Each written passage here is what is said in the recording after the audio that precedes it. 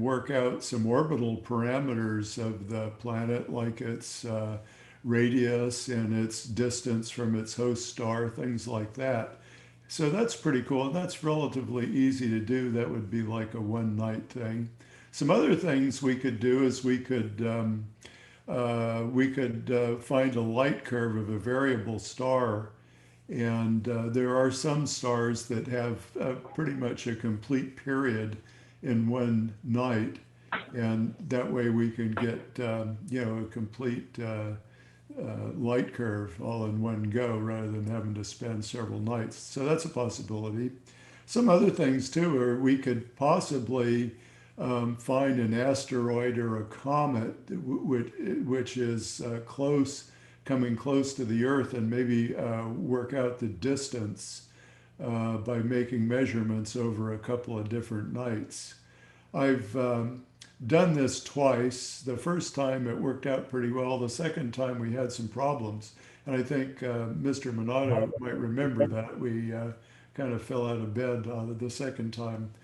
And then there are some other projects too. We could image some globular clusters using some photometric filters in my observatory, and we could then make some color magnitude diagrams which kind of show the evolution of the cluster. We could do either open clusters or globular clusters, and it's kind of cool because you can see how the stars that are all the same age but start out at different masses, how they evolve differently, and how their temperature and brightness varies from the other stars in the cluster.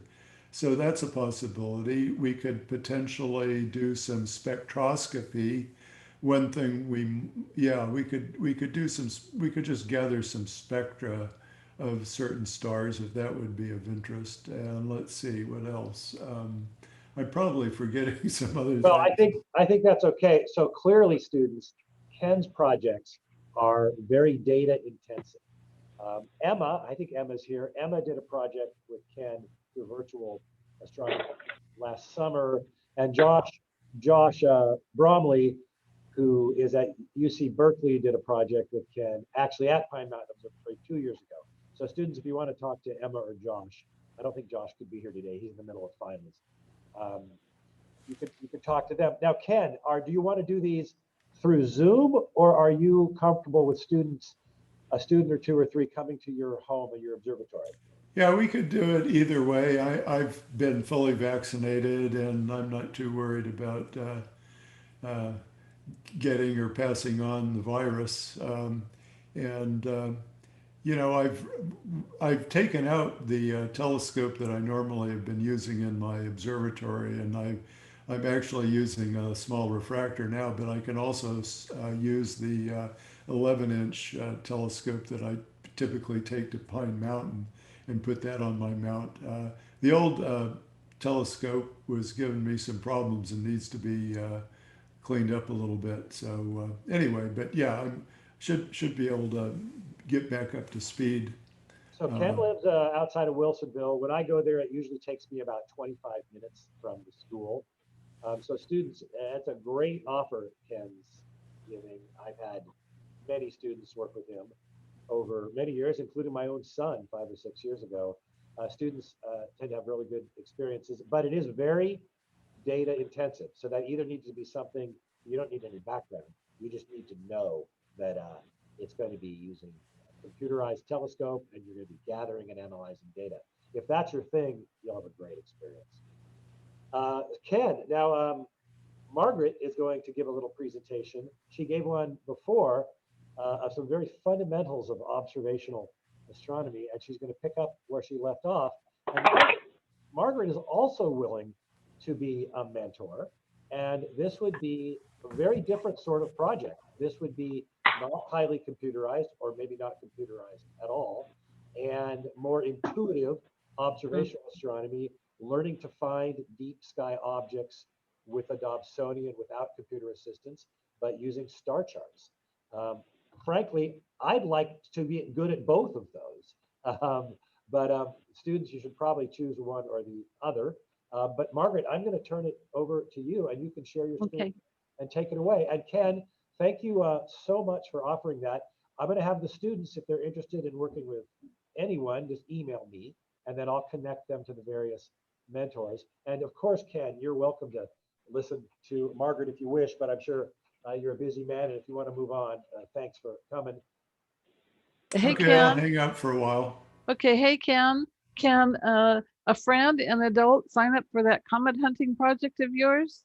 Well, I don't think we'd be hunting, but I think what we'd be doing is just tracking it and trying to work out the distance. And we could even potentially calculate the orbital parameters and plot the orbit using some software. Hmm. Well, you know, I sometimes feel rather envious of the kids who come to Pine Mountain or are part of this astronomy club, because you're doing things that, you know, I've been at this about 24 years, and I'm still hauling a good old Dob around and just looking at the sky, and I haven't done any of these really wonderful, you know, attractive projects that you guys get to do. So I'm a little jealous. It's something to be envied for sure. And if I Yeah. got my vote, and so far, you know, the kids aren't saying anything, but if I got my vote, I would go for the spectroscopy and see if I could build a catalog of all the stars from O, B, A, F, G, K, and M, you know, just to see if I could make a poster out of all those different spectra to show how they all evolve from one to the other, or just how they compare to each other. Anyway. Well, Rob, actually, we did just that at a Pine Mountain. In fact, my very first Pine Mountain experience, that's what we did. We took my small refractor along with a 200 line per millimeter diffraction grating, and we looked at all the different spectral classes, and then showed the spectra and so forth. And yeah, that was a lot of fun and not that hard to do. Cool. Right. So hey, kids, if you don't sign up with Ken pretty soon, count I'm me in as a potential mentor, Joe. There may, if kids are interested, there may be something there. Rob, a potential mentor on what project? Spectroscopy in particular. Excellent, excellent. And we're hoping eventually we can get back to telescope repair and remodeling and rebuilding. Let's wait on one for now. All right, Margaret, take it away. Okay, thank you. Well, the first question I got after I did this for you guys last time was, well, how do you find stars in the sky? And I realized that I couldn't answer that with just one sentence. That needed to be a whole talk by itself. So can you see my PowerPoint? Yes, we can. Yes, and I do it in edit view rather than full view, because I can click back and forth between the slides a whole lot easier than otherwise. So I'm going to start with your basics. These are what I call the 7 basic survival tools for observing. So as I've said for years, the first thing you need in astronomy is a table and a chair. So here's the camp chair, and here's just a little camping table, and you need it because all these other things are going to go on the table. And over time, you'll find more and more things go on your table. So you're going to need your red LED flashlight to keep your night vision good and not to destroy your neighbor's night vision. This is very old school. Clipboard paper and a ballpoint pen, not a water-based ink. You'll find that if you use water-based ink to take your notes, then here in Oregon's damp weather, you could very easily find your notes are all smeared. So be sure to use, ballpoint ink pen or pencil. And come with a plan. So some things you want to see, some things you want to take notes on. I don't have a picture of a clock. A clock is a very useful thing to have with you, so you can take you put down what time you saw something, which can be very relevant. Um, your observing equipment, of course, and some kind of sky map or sky atlas. Another thing you need, lots of warm clothes. More warm clothes than you think you're going to need. I've seen too many movies or television shows that show the kids out there observing, and they're in shorts and flip-flops at a city park where there's parking lights all over the place. And they find a comet that no professional astronomer has ever seen before. So just plan that you're going to have to bundle up, and then bring some extra, because no matter how much you think you're going to be warm, you're going to need a little extra as the night goes on. Another really useful thing in beginning to observe is to have a planisphere. This is not terrifically useful out on the field because it's fairly small, but what this does is it turns the way your night sky turns, so you can see what constellations are coming up in the east and which are going down in the west. And so they help you plan. Be sure to get one that is between 40 and 50 degrees northern latitude, because that's where we are. We're at 45 degrees.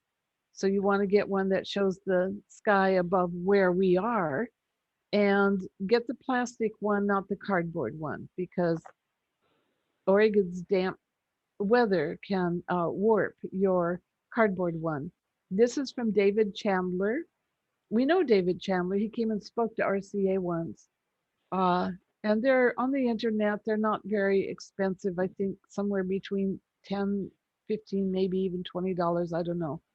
But I was visiting a professional observatory one time, and I noticed that a professional astronomer had one of these planispheres kind of tucked on his shelf between some of his books. So they're very useful, and they help you plan your night. You also want to have a good finder, very good finder. And I know that I'm about maybe to try out Quinn's finder. I hope, Rob, that you're planning on bringing some of them to Oregon Star Party if we have Oregon Star Party this year. But you need something that makes a kind of a target and that helps you find your object. So the very first thing you're going to have to learn is you're going to have to learn your constellations. There are 88 of them. You don't need to know every single one of them, because a lot of them you're never going to see because they're in the southern skies. Southern sky constellations tend to be smaller. The sky is kind of chopped up into more constellations, whereas the northern sky has a lot of these really big constellations, covers a huge part of the sky. But every star and every item in the sky belongs to one and only one constellation. So the very first thing you want to know about anything you want to see in the sky is what constellation is it in. It's a little bit like saying, well, what country is it in?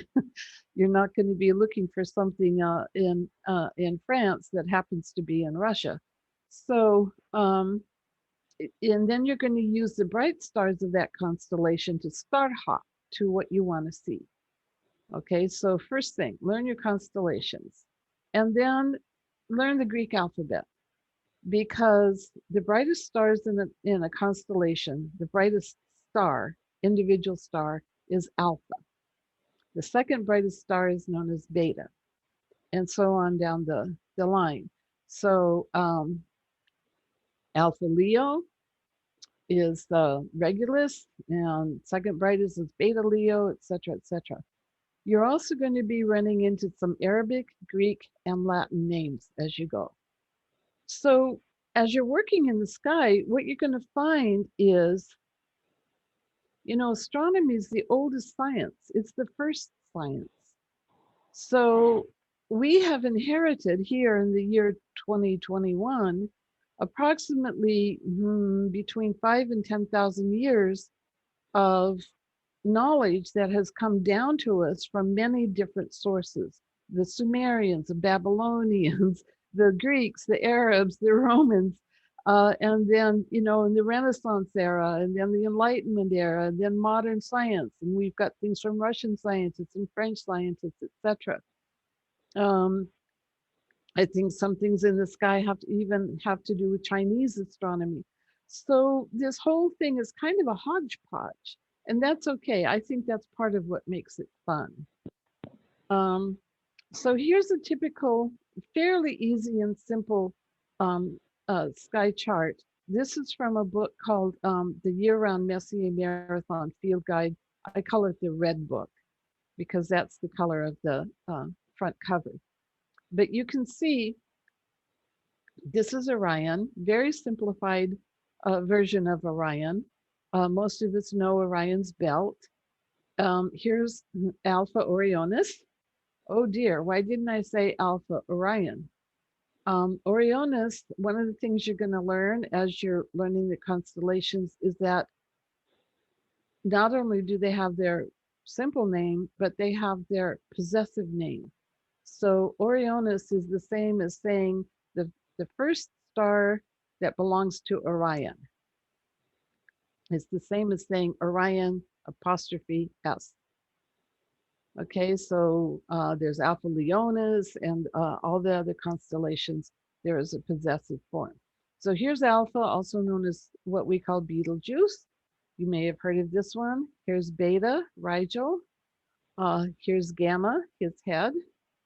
I'm sorry, here's Gamma. That's Lambda, here's Gamma. So the bright, again, they just go down the Greek alphabet in terms of their brightness. And this is sometimes not totally accurate because the earliest observers just used their naked eye to observe, and they were basically saying how it looked to them. But now that modern scientific instruments can measure the brightness of the various stars, we found that sometimes what's called the brightest star in the constellation is maybe only the second brightest, and so on. But it's come down to us this way, and that's the way we deal with it. So we've got the Greek alphabet, and we've got the names of stars, okay? And another thing you're going to learn is right ascension and declination. This is the latitude and longitude system projected out onto the sky. Okay, so let's go back here and look at this again. And we see that this has a very fundamental and basic latitude and longitude grid, just like you would find on any map of the Earth. So the equator from the Earth projected out just so happens to run pretty much through or just above the belt of Orion here. So there's your zero. So this is declination.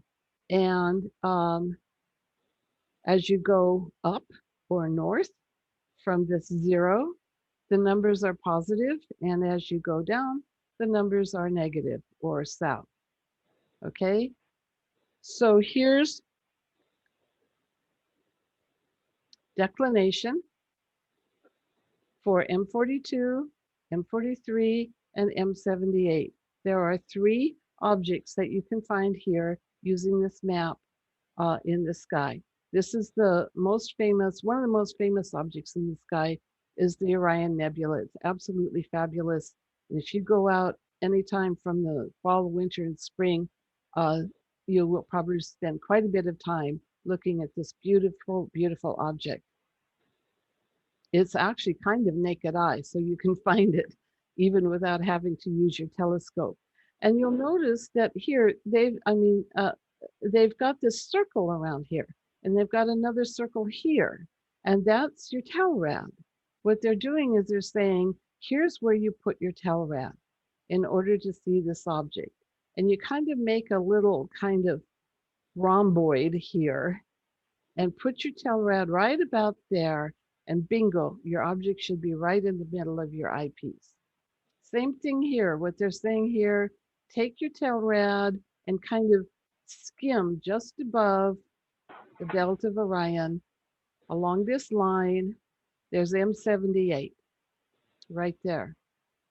M78 is at 0 degrees 4 minutes. So what that's telling you is that that is just a squidge above this 0 degree line, right? And they're telling you M42 and M43 are at -5 degrees south of or below, down from this 0 declination mark. So there's about 5 degrees south. Here's about a half a degree north right there. And then right ascension is your longitude. And that's measured in hours and minutes. Took me a while to figure this out, because at one time I was going, well, how come there aren't any negative numbers for right ascension? Because I had figured out declination, I'd figured out the positive and negative, and that was pretty intuitive because latitude's pretty easy. But longitude, I was thinking, well, I'm just going to go through my charts and figure out where I can find some negative right ascension. And I went all the way around and I found that the very last right ascension mark was 23 hours, 59 minutes. And that's when it hit me. Oh my gosh.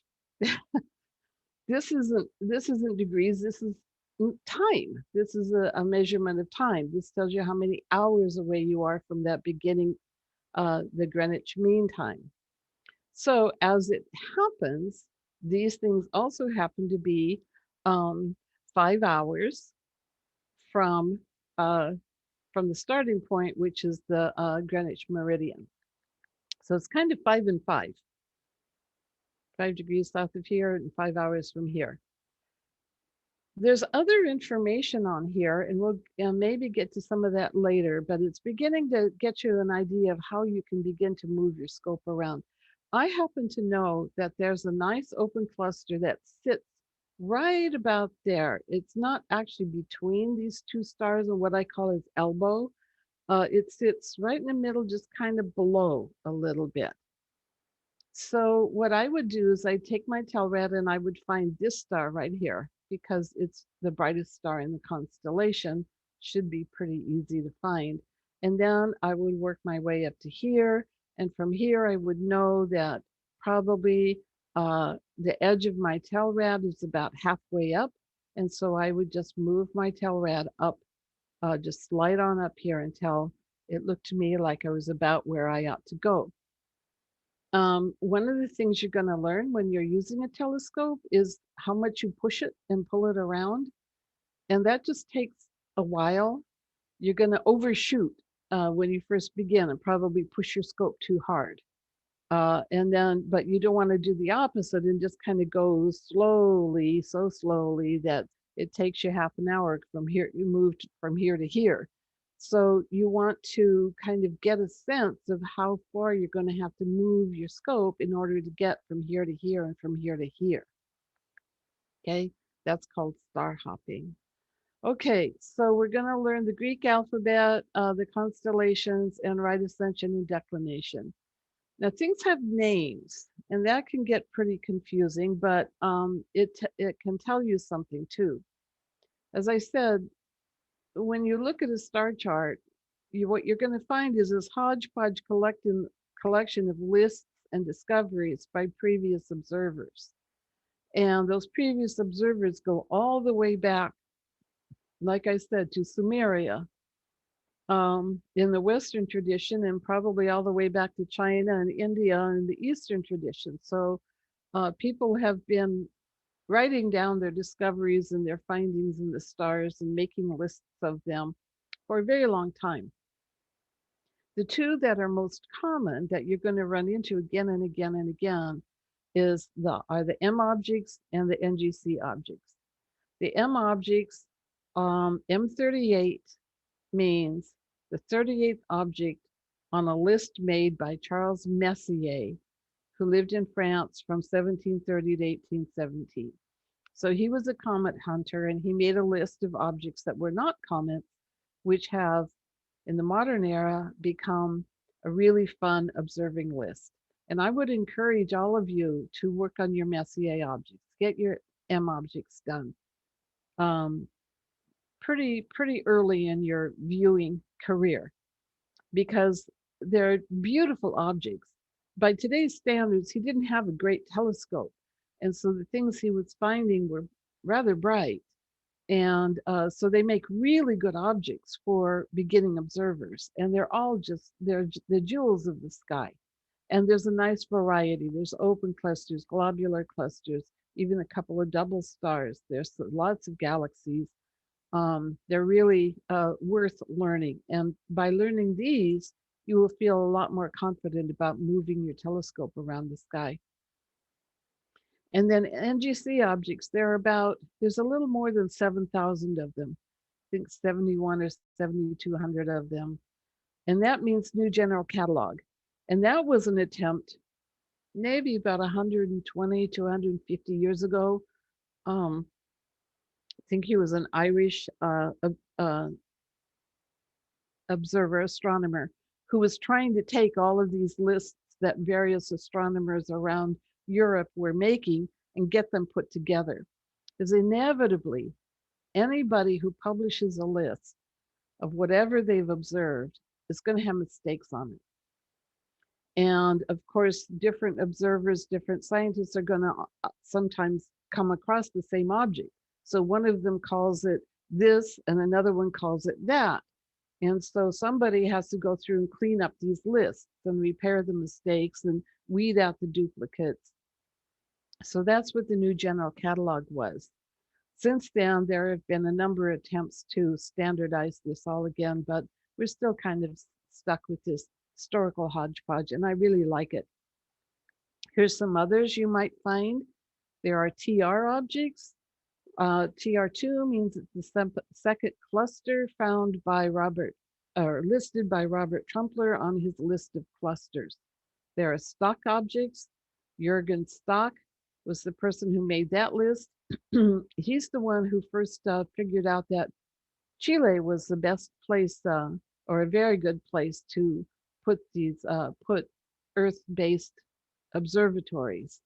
And so that's why we have all those professional observatories up in the Atacama Desert up in Chile. He was the one who went up those mountains on a donkey and figured out where they should be.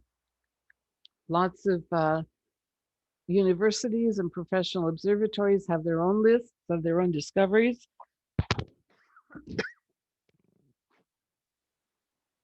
You might come, oh, I should have gotten some water.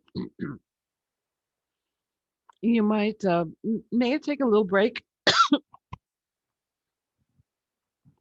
Of course, take a break, Margaret. I'll talk to the kids for a second. Hey, students, when Margaret was going through that list of things you need, remember that most of those things I can loan you. You need your own chair and your own table, perhaps your own clipboard, although I have a zillion clipboards.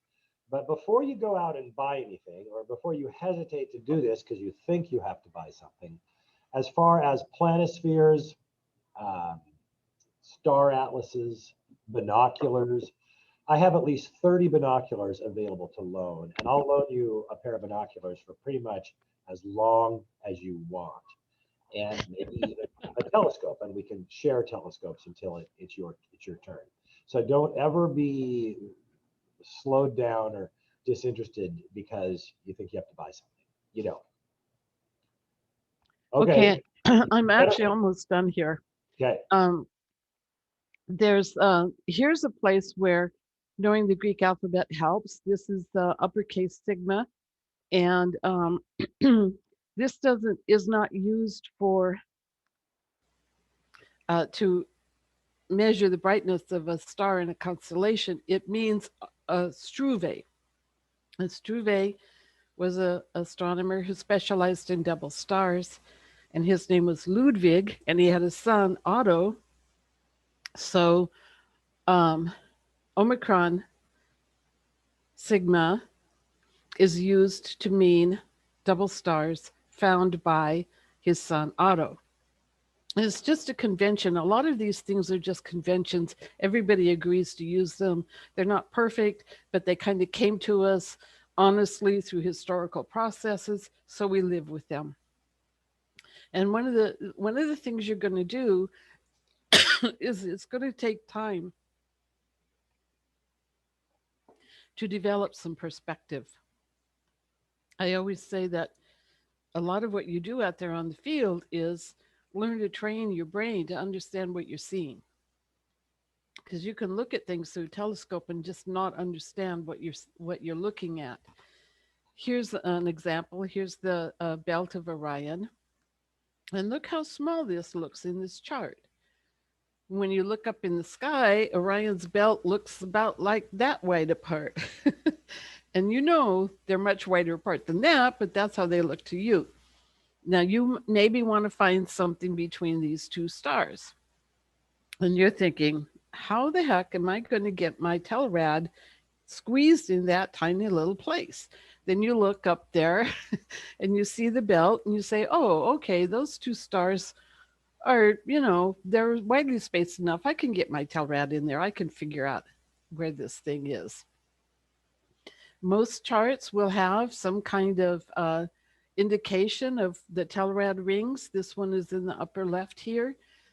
If they don't give that to you on an acetate sheet that you can use as a layover on your page here, you can just photocopy that onto a little sheet of acetate and cut it out and make your own little Telrad I don't know, indicator there. And the reason that it's important to copy this one for this chart is because of the differences in scale between the different charts. So all of this adds to all of the various factors that you have to deal with. See, here's the Telrad layout for this chart. This one is much smaller because this thing is all zoomed back farther away than the other chart is. So you're going to spend a certain amount of time scratching your head. And you're going to spend a certain amount of time taking your charts and kind of like, you see Orion in the sky, but the belt is going this way, and in your chart, it's a little more flattened out. So you're going to have to take your chart and turn it so that you go the right direction. And I still use the words up, down, right, and left, which if you're a really good observer, you talk about going east, west, north, and south. But for me, it still helps to do that. So who sorts this all out? Is the International Astronomical Union. They're the ones who set the official information about astronomy. It's a global organization of professional astronomers, and they've pulled together thousands of years of data, worked it into a cohesive system. But, it's always changing. They're still measuring. They've got, projects up in the sky that NASA sent up that are still just basically measuring things. They're constantly counting, they're constantly discovering and constantly amending old mistakes. The sky doesn't change, but our understanding of it does. So, what you're going to find as you move through your astronomical life is that all of these charts and all of this information you get there's new additions all the time. Every single sky chart, every single reference book that you use will go through a new edition sometime in the future. And in fact, when you buy one of these things, you might look and see which edition it is, because you probably want the latest one. You simply cannot publish something like this and not have mistakes in it. And eagle-eyed observers are going to find the mistakes and write to the editor and author and say, hey, you got this wrong. So they're going to have to put out a new version of this later on to try to clean up the mistakes. And then, of course, inevitably, anytime you make a list or a map like this, you're going to make new mistakes. So these things are constantly being updated and changed and amended. And that's the process of science, right? Joe, isn't that what you guys do all the time? Is you're constantly measuring and counting and discovering and trying to kind of work out, wait a minute, they didn't have as good of an instrument as we have now, so their measurements are off a little bit. Nowadays we say it's this, and then, in the future, it's going to turn out to be, no, it wasn't this, maybe it's that. Am I describing science very well? Well, one of the things we say a lot in my classroom is that science is not a collection of facts, it's a process. And when you get out there under the sky and you try to start using these maps, you're going to see the kind of higgledy-piggledy jumbled up mass of information this process gave us. But that doesn't matter. I mean, nobody has ever gone through and just kind of cleaned it all up and put like one system of naming things and numbering things and saying how bright they are and how far away they are and how old they are. If they did, the first thing that would happen is there would be mistakes in it. You'd have to repair them, and you'd off and running again. So we're just living with it the way it is. I do know that the IAU has, much more standardized information than we amateur observers use. But I still like, I like those Arabic names of stars. And I like learning the Greek alphabet. I still walk around my house going alpha, beta, gamma, delta, epsilon, zeta, eta, theta, just for the fun of it. I do want to point out that the AIU does not sell stars. So those are scam businesses. And if they advertise that they have an international registry of star names, they're making it sound official, but all that means is that they have a database somewhere in their system. No one owns the stars, and no one can sell them. No one sells them, except not even Elon Musk. Not even Elon Musk. Whoa! Sorry, that's radical stuff, there, Margaret. But I don't know if he's ever tried to sell the stars. I have heard that some of the ones that are trying to be more legitimate will sell extremely faint, obscure, and distant stars that you will never find. Because there is, there's billions, kind of infinite number of stars out there. And our instruments, as good as they are, can only go back so far. And so there's a certain point at which the IAU really can't name individual stars that are that far away. And that's the area they're operating in. So don't buy a star. Here's my advice. See the big picture, keep looking up, don't be afraid of the dark, stay full of wonder, expand your horizons, and turn off the lights. So I'm done. Questions? All right. Well, first of all, before we do questions, if everyone out there could turn on your microphone or your camera and thank Margaret. Thank you, Margaret. Thank you for inviting me. Hi, Evan. I didn't see you at first. Super useful information. And before the meeting started, Margaret is willing to work with students who are learning this as well. She's willing to be a mentor as well. So you've got Ken doing data intensive stuff, and Mike doing astrophotography, Margaret doing learning how to find things in the night sky with the Dobsonian. Yeah. Rob, who's does so much for us. He makes stuff. Yeah, Rob does so many things, but one thing in particular that he mentioned today is he's willing to be a mentor for someone who wants to study spectroscopy. Because he's made the device to do that. So questions? Any student questions for anyone? Are you interested in this? Oh, I should say, if you're interested, probably send me an email. Send me an email, and I'll talk about it with you and make sure you understand the level of commitment. Yeah, if you have a couple of star parties over the summer, I'll be interested in coming out. I'll bring my scope, and we can just spend some time trying to find some things. Yeah. So then the next question is, well, how do you know what to look for? And that's where the lists come in handy. And that's where the Astronomical League's observing programs are very, very useful. Because you could easily, just learn 5 or 10 objects, and they're beautiful and they're wonderful and your favorite and you're in love with them, but you have no idea where to go after that. And, there's 300 million stars out there. So there's plenty to look at. So on Friday night, we had Violet you were out Friday night, and so was Brennan and Liliana. Brennan, what was one thing you learned Friday night that you want to share with the group, or an experience you had? I came a little late, but I learned a lot about, the one thing I remember the most was how to use a collimator or whatever. Yeah, that was interesting, and how to adjust it with the laser collimator on the on the bottom. That was how to collimate your Dobsonian. Yeah, you have to. It's one of the first things I learned in Rose City Astronomers. They had a workshop, and just everybody knew could bring their telescope, and they got us all collimated, and it just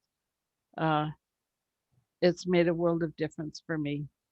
You really can't see anything if you don't have your scope collimated. So, Liliana, a highlight from you from Friday night?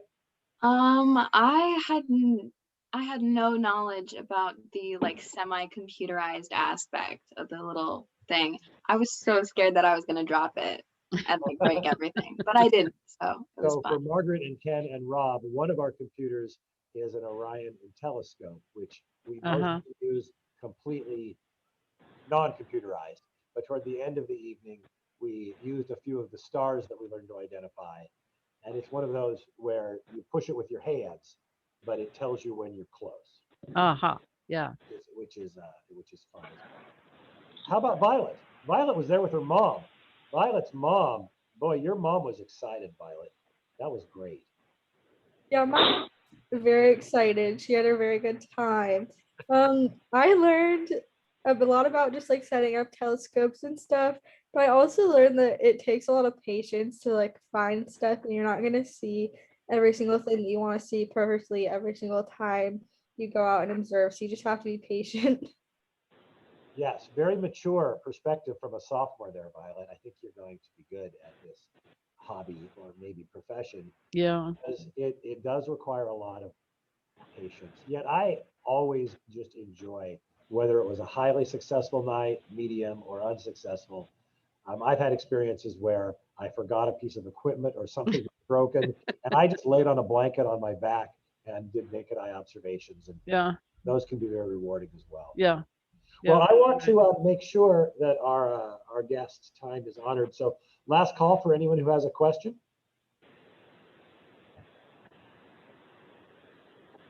Okay, well, I do want to remind you, especially Evan, this is your first meeting. I record these and we put them up on, in fact, I think I'll show, Ken hasn't seen this before, and maybe not Margaret. I'm going to go up here and share my screen real quick. This is our Ida B. Wells Barnett Astronomy Club website. Can you see that? Yes. And there's lots of good information on there. Oh, nice website. Yeah, Sarah designed it and keeps it up, and she's we have your presentation, your last presentation, Margaret, and we'll have this one up. We'll have this one up, and I also recorded Ken's introduction. And I did want to point out a former student of mine who's a Harvard Smithsonian Astrophysical Observatory grad student gave us a fabulous presentation called Sonification of the Universe. Margaret or Ken, if you want to see that, it's really quite good. In fact, Locke would make a good RCA presenter, really. Oh, okay. All right. I'll suggest it to our. I'll send you a link to our school website. And then if you're interested, for example, in dark sky stuff, remember it's way back now, way back in October, Ori and Maxwell talked about dark sky. Savannah, Mateo, and Emma talked about working with Ken. And I think that was it. Oh, Nolan and Sol measured the variable star Cygnus XX. All right, so I think that's probably good. Anybody? Any last? I have a general note for everybody, and that was on Saturday night. I had time to go out to Stubb Stewart, so I did, and I very much wanted to let everybody know that they would be welcome to join me out there under proper adult supervision, if you're a minor, of course, and actually do astronomy under a dark sky. But I couldn't let everybody know because I still don't have the ability to let everybody know. That's a me and Mr. Renato thing I got to do. But would that be okay to be able to post to the what is it, the thing you guys use? The forum. No, you mean Not the Rosie Astronomers Forum. we have our We got, distribution list and our remind list. Remind, right? Oh, so you're apparently not an owner of the remind list, so you can only send to me and not to everyone. How about if I just make I can send to 9 people, but there's far more than 9 in the group. So anyway, I was just wondering, first of all, number one, is there interest? Number two, would it be appropriate if I made an announcement, say 3 weeks from now on the next new moon, hey, I'm going to be out there tonight? Well, the arrangement we had with STEM Stewart over the last 14 months has been that we can go up there, but we do not advertise to the public in any way that we're there. So we can tell within our forum, club members will say, is anybody going up to STEM Stewart? And people will go up there. Now, our club policy has always been that if a member is up there, they can bring friends and family because, there's a connection and they can kind of like give people a heads up about things like white light management and leave your dog at home and things like that. But I would like you to be a little careful about not just letting it get out into the public. So if it's going to be a limited list, that horse left the barn months and months ago. When I parked there last night, on Saturday night, soon somebody came and parked next to me. They were from Seattle and they found out about us on a Google search. And they jump out of their car with their cameras and white lights and go, "Hey, are people taking pictures?" So, and they found out about STEM Stewart. Yeah, from a Google search. I guess that's true. On the other hand, we still, any of the kids in this group could go as your guest. That would not be a problem. So thanks. That's where I'm at, and so I want to get back to the question that I had, which was for Joe. That is there a way for me to announce when I'm going up there to this group for people who are interested, and not as a public announcement to the world, obviously. Yeah, it doesn't. And is there interest? So yes. So the short answer to that is that I have an email distribution list of every student who's still at Ida B. Wells or who graduated and said they wanted to stay on, of about 60 people. However, students don't really check their emails much anymore, not most. Yeah. So we use Remind, but the students 60 is probably too many anyway. It's like really it would be for the people who are actively engaged, people who show up to these meetings on a regular basis and have telescopes in hand from our library and want to get experience using them. That's the audience that I want to reach. Exactly. So those students have to join Remind. That's the deal. So you said there's only 9 students. And so students who are interested, if you are here listening to me now and you're interested in joining Rob, you need to join the Remind for our group. Well, there's more than 9 students on Remind, Joe, but I can only ever contact 9 of them at once for some strange reason. I don't know what the Remind deal is. I will look into that, Rob. Okay. Remind. So Rob and you and I should talk privately later. A lot of this has to do with not getting me fired, because none of this can right. with me as a school teacher, and that is my school Remind. And so at this point, though, I look forward to getting fired by the school district. But okay. We'll talk. We'll take this offline, Joe. It's clearly gone off into the weeds anyway. But I'll help.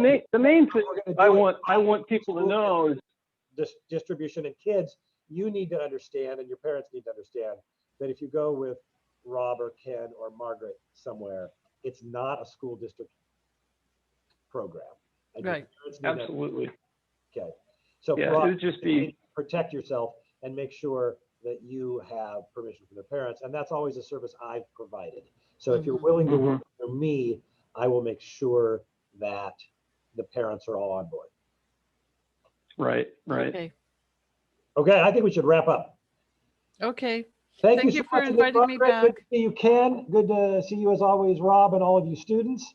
And next week, I did want to say for Margaret and Ken and Rob and for everyone, Josh Bromley, who is a graduate of our school and who's a genius and who's a charming, likable guy.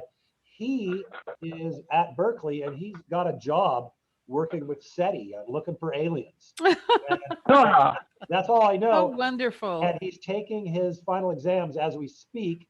So he's going to be here next week talking about being a college freshman at Berkeley and getting a job with SETI, the Search for Oh, what fun. Extraterrestrial Intelligence. So that's Oh, 4 nice. o'clock next week. Right Oh, I here. want to come to that. You're always welcome, Margaret. I'll put you on the list. Okay, thanks. Thanks, Goodbye. Joe. Goodbye, everybody. Bye-bye. you. Bye. Thank you. Thank you. Thank you. Bye-bye. Bye.